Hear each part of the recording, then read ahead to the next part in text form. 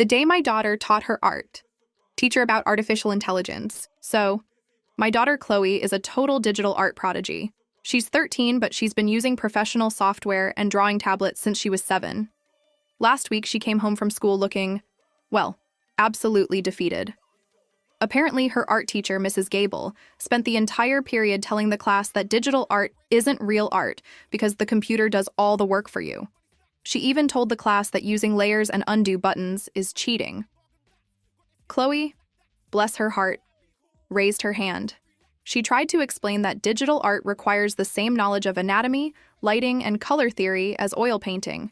It's just a different medium. Mrs. Gable did not like being challenged. She told Chloe, "Art is about physical struggle and traditional tools. Your little stylus is just a shortcut for people who can't hold a brush." Then, she gave Chloe a D on her project because it was digitally assisted. I was beyond frustrated. But I didn't just send an angry email.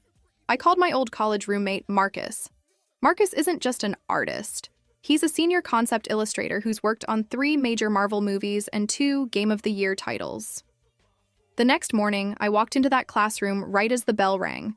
Mrs. Gable looked annoyed, until Marcus walked in behind me, carrying a portable Cintiq display and a literal Academy Award certificate for technical achievement.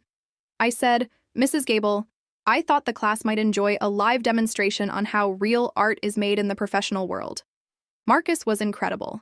He showed the kids how he uses digital brushes to mimic oil textures that would take weeks to dry in real life.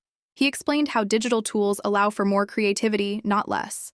The kids were mesmerized, watching him sketch a hyper-realistic dragon in under 10 minutes.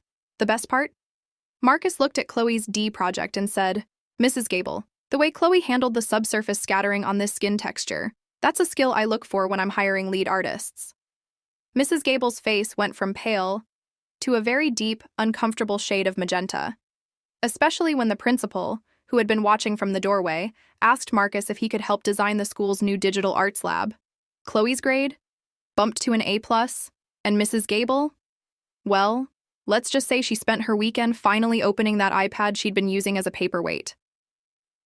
Moral of the story: never tell a Gen Z creator their tools make them lazy.